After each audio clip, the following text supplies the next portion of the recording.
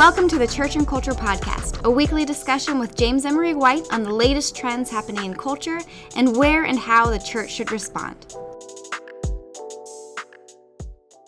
Thank you for tuning in this week to the Church and Culture Podcast. By way of short introduction, I am Alexis, and each week I talk with Dr. James Emery White about what's going on in our culture, how the Christian church might think deeply and think wisely about when and how we should respond to cultural issues. The topic of today's conversation probably isn't going to come as much of a surprise because earlier this week, the Supreme Court voted to overturn the landmark Roe v. Wade decision that in 1973 provided federal protection of abortion rights.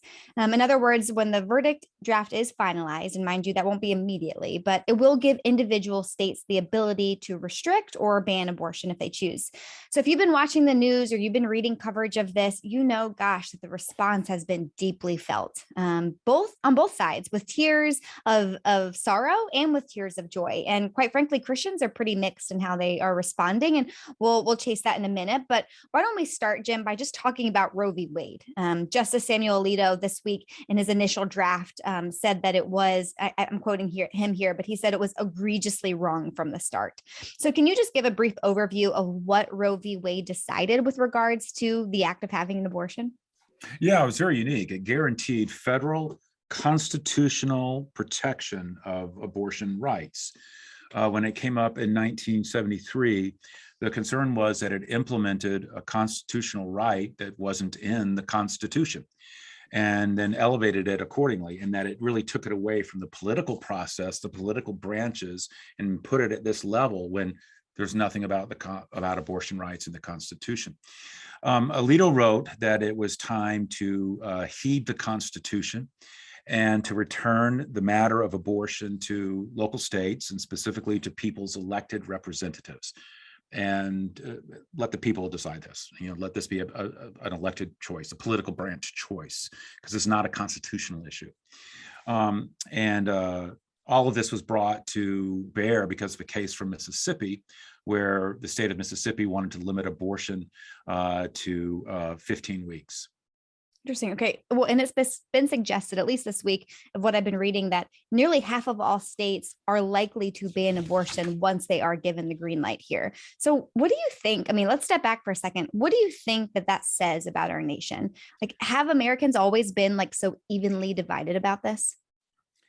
Well, it's interesting for me. I was thinking about that earlier this week when all of this conversation broke. It would have been interesting to have seen what would have happened in our culture and how it would have played out in our culture if Roe v. Wade had not been put into place, if it had been left up to the political branches, if it had been left up to votes, if it had been left up to people and not something that somehow was decided that was constitutional. It would be interesting to see how that would have left us culturally and within states. Would have been as divided, more divided? What would it? I don't know. I do know that we are divided as a country between red and blue, and that traditionally red states are anti-abortion and blue states are, pro-abortion.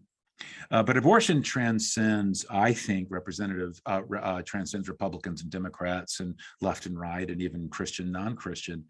I think that we're a deeply conflicted nation on this. I mean, I think the split right now is almost exactly 50% down the board, right down the middle on where people are on this whole issue.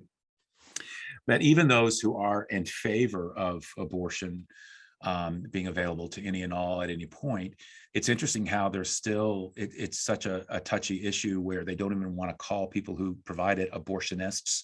They want to call them abortion providers because the very idea of an abortionist, it just carries such an ick factor. And so this is something that I think it transcends left and right. I think that there's no doubt that even those who are not in favor, who are in favor of abortion, still know that they're kind of touching a very vital moral nerve, and they even have to use language carefully. Well, so that said, what do you think is unique then about this year, this time, this moment in recent history, because this is not the first time that we've had this conversation about Roe v. Wade, as a country. So what do you think it is right now about what's going on in culture or government or Supreme Court, I don't know, that led to this decision taking place now after nearly half a century? Well, first, let's understand that this, when people want to make this simply, let's just one more thing to, be to divide Republicans and Democrats, and those darn Republicans, there they go at it again. They got their Supreme Court justices in, and see what happened. Go back to Roe v. Wade, 1973. Little political trivia here. That decision was made 7-2. Of the 7, 5 were Republicans. And a lot of people don't know that. And so it wasn't a Republican Democratic issue then. It really was a question of have you ever heard the phrase strict constitutionalist? Are you a strict, constitutionalist? Like, you're really going to do law by the Constitution? And this has been a big thing for recent conservative appointments. They like to say they're strict constitutionalists, and they just proved it. And I think that's one of the reasons why that this was rejected. It wasn't so much that, those darn evangelicals or those darn Republicans. It was those darn constitutionalists in many ways. And so I think that's why this is happening really now. Although I do think there has been an increasing trend among young people, ironically, against abortion, or against just kind of a willy-nilly approach to abortion, or like, hey, yeah, third trimester is fine. You just don't find that, particularly among the young. And so I think that this is what's happened. I think that the real reason now is that you do have an abundance of not just conservatives or Republican appointees, because again, Roe v. Wade was done largely by Republicans, but strict constitutionalists. Well, we've talked about how Americans in general are divided on this, but it's not just Americans in general. Like, Christians are divided on the issue of abortion, the response to this week's decision. But I think part of the reason is that the topic of abortion, it's not just singular in nature. It's not like you just have one opinion about it, right? Like, there are, I would say, several layers of moral issues at play with regard to this conversation. Can you break down what some of those issues are, why it's not so straightforward? Well, obviously, you have the sanctity of life. And I think that among Christians, that particular moral issue is clear: the sanctity of life, that we were made in the image of God. But where it starts to break down, or a little bit becomes more complex, is so when does life begin? And that's always been at the center of this debate. And it's not just, and issues related to things like ensoulment, which is something that you don't hear often talked about in this conversation. But I think to me, it's central, which is it's not just when does, like, biological life. I mean, there's life in a sperm, there's life in an egg, and independent. Like, we're talking about when does human life begin? And historically and theologically, the word has been ensoulment. When does a soul attach to a human body? Because it's the soul that lives on after this body. This body is nothing but flesh. It's the soul that matters, that is eternal, that makes us human. It's the soul that is the heart of the image of God. And so when does ensoulment take place? And so that's an issue here. There's circumstances related to these things, such as the circumstances around the pregnancy. Was it rape? Was it incest? And also, is a mother's life in danger as a result of the pregnancy? If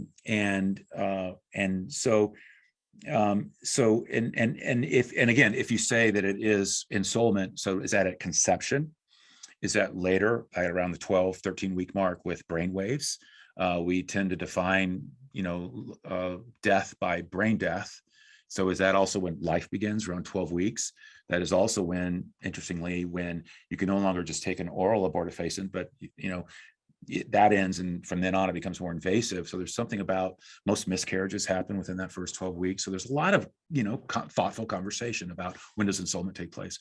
And so I think that Christians, at least, are clear that second and third trimester abortions would be it'd be hard to find justification for, unless perhaps the mother's life grew to be in danger that was unaware of prior to that. That would be one of the few things you could think of.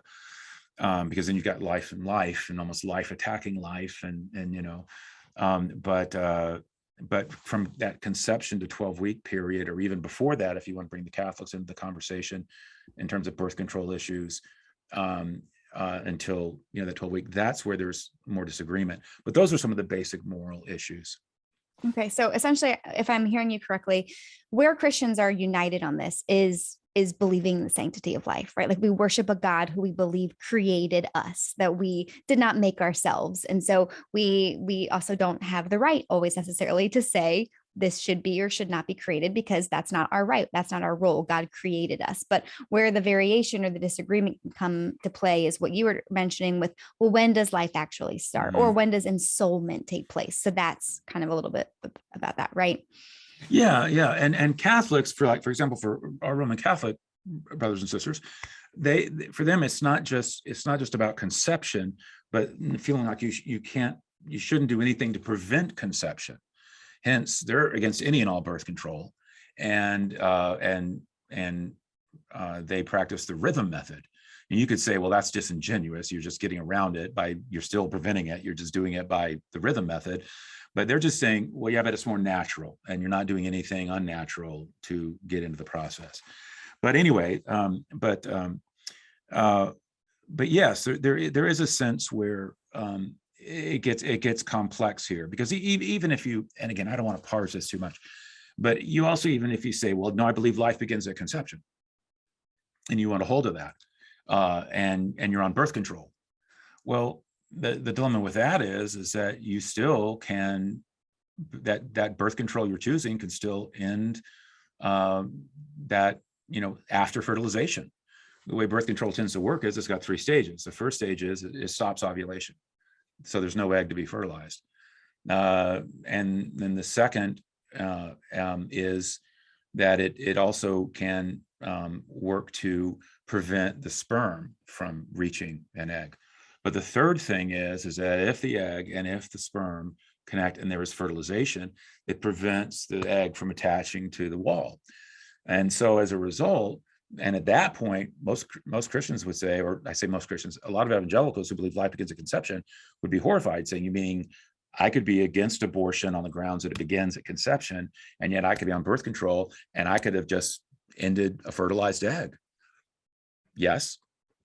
And so we need to think, we just speak really glibly about a lot of things, about very complex things. And that's why I really go after ensoulment and talking about these things, and trying to have a more, so the way I would put it is, we know that everything that we know from science and stuff points to at least the 12-week mark, and for ensoulment and brain waves and these and so it's logical for ensoulment to be with that, because humans die with brain death. And so unity can exist, even if we disagree whether it's a conception or 12-week. We can at least agree that from about the 12-week mark on, we're talking about life to be protected.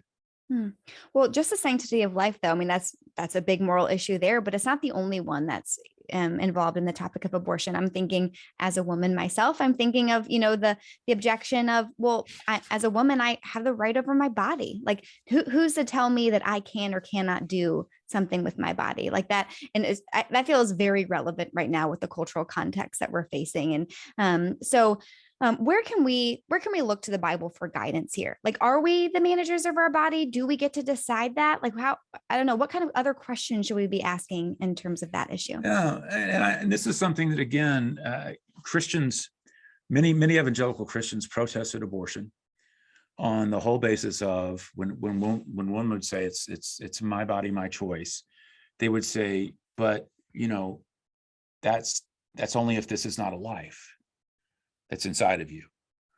But anyway, let me just back it off. That was the abortion rights argument, my body, my choice, which I found fascinating, that was the argument that was seized by those who were anti-vaxxers who were Christians, my body, my choice.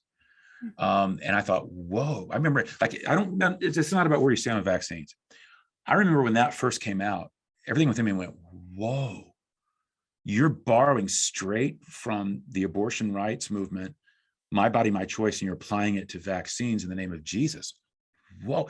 First of all, you're not going to find that kind of radical individualism, my body, anything, My body, my choice. Are you kidding me? No, no, no. Our bodies are to be given as living sacrifices to Jesus. You do not own your body. You are not in charge of your body. Your body is not your own. Your body is the temple of the Holy Spirit, and it is to be submitted to God. You do not own your body. It is not yours to govern. You govern it only in submission and in obedience and as an offering it as a living sacrifice to God. So that's first, biblically. Second thing that I would say is that if what is inside a woman's womb, whether conception, 12-week, whatever you want, whatever you decide, is an ensouled life, there's, you have that sense where it is now a human being. Well, then you no longer have rights over that human being to do with that human being as you would. You have no rights to kill it any more than you would to kill, you don't have any more rights to kill it at third trimester than you do when they're 3 years old. This is a human being, and who is to be viewed that way. And it'd be like saying, well, hey, this person stepped on my yard. I didn't like it. My yard, my turf. I can take out my gun and kill. No, you can't. You're talking about another human life made in the image of God, the sanctity of human life. And no, you don't have the right to do that. And so this whole my body, my whatever, that kind of radical individualism has no place in Christian thought. I really like how you nuance that, because I think that I understand that response. When you think of like hundreds of years of women oppression and being told you must do this or not with your body. So I get that. And I see why that my body, my choice rings really well to that emotional memory. But I like how you've really nuanced that to be like, no, it's more complicated than that. It's another life at stake. It's not just your body. I think that really frames this whole argument in a different way. So I appreciate that. But then I think there's also maybe another, I'm not, these are not exhausted, but I'm just trying to think of other moral issues that are involved that have been made it difficult for Christians to kind of land in a firm place or united place with this topic. And I think another one is this whole dynamic between morality and legislation, like less specifically to abortion, but really of like, well, why should government even get involved? Like, why, like, regardless of what I think or believe, like I may be all on board with, the whole, like everything that we've laid out, but I just don't feel like someone else, like the government, should be the ones who are saying what can or cannot take place. What biblical precedents can we look to on that front? Well, we do have a sense where Paul talks about in Romans that government is instituted by God, and the authority flows from God for order and for law, and for there not to be chaos, and for there to be the protection, against sin and evil, quite frankly.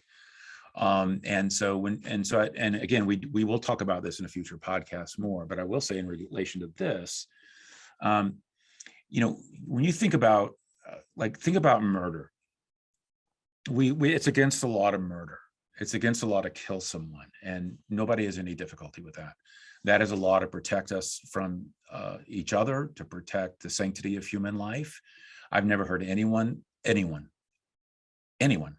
say it shouldn't be against the law. Murder is against the law. We can have robust, good conversations about whether it should, what the punishment should be, death penalty, length of imprisonment, incarceration, and such. But nobody says murder should not have a law attached to it, right? So the issue with abortion is it a life?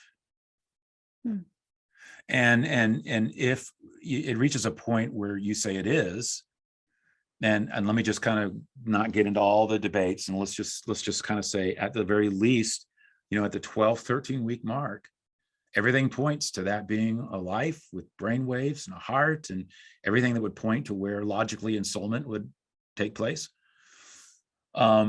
Then it ceases. Then it becomes something that needs to be protected by law, particularly that person, because there is no one else to protect them outside of their mother, parents, or the law. And if a mother can attack and kill that child, without any type of law, then that's a tragic thing. And so I don't have any problem with saying that, let's just take the most egregious third trimester abortion. and where the child could be viable on the outside already, and they literally pull it out and kill it, and is I would call it murder. Hmm. And I think there needs to be laws. There should be laws against it, and so yeah. Hmm. Well, let's get back to what happened this week, right? The recent Supreme Court decision, because there are a lot of concerns as to the aftermath of this decision. But I think in fairness, like, I think it's worth mentioning that it's not like it's been easy for women to get an abortion, at least after the first trimester, which is during that first trimester is when I'm pretty sure 90% or more than 90% of all abortions occur. But 92%. 92%. Okay. So, but if you wanted to have an abortion after the second trimester, like it isn't easy already. I think I read recently that nearly 90% of US counties currently lack a clinic that even offers abortions. So women are already having to travel long distances, make multiple appointments, spend large sums of money. So I don't anticipate that there's going to be, I don't know. I just think it's worth putting on the table. That's not that it's already been easy. So who do you think that this decision is really going to impact, and how do you think it's going to impact them? Well, the first response that a lot of people will say it'll be the poor, and I'm not saying that that's not true, but let's back up though and address it the way you introduced it. 92% of abortions happen within the first trimester, where, as you mentioned, it's fairly easy to address the issue. And there are even some Christians who would say, and that's when it should be addressed, and when it's okay to address it, it's prior to the 12-week mark and potential ensoulment or whatever. We can have conversations about that. But the point is that that's when, if there is a rape, there can be a morning after pill, and there can be, there's time to know whether you're pregnant. It's not like a 4-week, 6-week thing, which I don't agree with those early days, because you're forcing it when women don't even know that they're pregnant yet. And so I think that anything that's less than 12 weeks is you're not even giving a woman knowledge, hardly. But when it will, so in one sense, I want to say, and I want to say this very carefully, and I is that if you're waiting that long to make a decision, and then you decide, well, no, I don't, and I don't want this child, and you're already at the 5-6 month mark. Pastorally, I would say, listen, just carry it full term, and let's work with adoption and various things like that, and we'll care for you. And I don't think abortion is the answer for that. And so I don't think we have to say, well, that's just going to fall on poor people because they can't get what it takes to get second and third. I just think that, I would want to pastorally, okay, well, what led to waiting this late, and what plan B could there be besides an abortion for this, since you already carried this child so far? But I will say that the larger solution is, or the larger response is, for these situations, is for Christians, and Christians have, for Christians to step in and to lead the way for caring for these mothers, and for adopting children, and for facilitating adoption and supporting them with love and grace. And to our credit, the vast majority of homes for unwed mothers, the vast majority of adoption agencies are run by Christians and are Christian in nature, church-based and such. And so Christians have put their money where their mouth is. They've said that, we want to uphold the sanctity of human life. And guess what?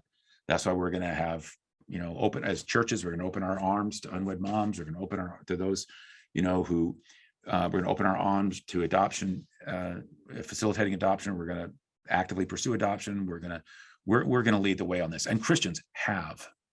Well, I anticipate that in the weeks to come, this conversation is going to come up, probably with friends, with family. And I'm wondering, I think every time I listen to you on podcasts, I'm always just thinking like, okay, what do I say when this conversation comes up with somebody who maybe isn't a believer? Is this the kind of conversation that we should just avoid because it's easier to, or how would you guide Christians to have productive conversations in the weeks to come about what's happened this week? Yeah, I mean, if it's, if you've got someone in your family that just loves to bait, and they just want to just kind of pull it out for a, fight. There's an old line that says, "Don't ever wrestle with a pig because you'll both get muddy, except the pig will like it." And so, it depends on the person. If it's just one of those kind, just don't take the bait. You say, well, we're just gonna have to agree to disagree on that one, and hey, how about those Panthers? And so you deflect and just don't take it. But if you know that you've got someone that either the whole dinner table conversation is authentic, people are truly wanting to know, like, about it, and you really feel like you can have, something worth saying, then I would certainly, listen to people, listen to what their concerns are, and then clear up the misconceptions and where the caricatures are, and just simply say, well, a lot of what you're saying is so true if it's not a life. Like, everything you're saying is so true that, and this is something that I've found, is that it's just continually misunderstood about the Christian perspective on the sanctity of human life, and particularly life in the womb. Which is, everything you're saying makes such perfect sense if it's not a life. If there's not a human being made in the image of God, thoroughly ensouled, at that stage in the woman and the pregnancy. And if it's just flesh and, tissue and it's malleable and free, just a growing part of a woman's anatomy or something prior to that 9-month mark and the first gulp of air, then you're right. But if it's something else, if at whatever stage in the process, and we can have a conversation about that, but let's just say if at least second trimester forward, no, it's more than that. It's more than that. Then can you see why Christians would have a different view? You don't have to agree with it, but can you see how that for Christians, then it becomes something else? And it changes everything. It's almost like two totally different worldviews at that point.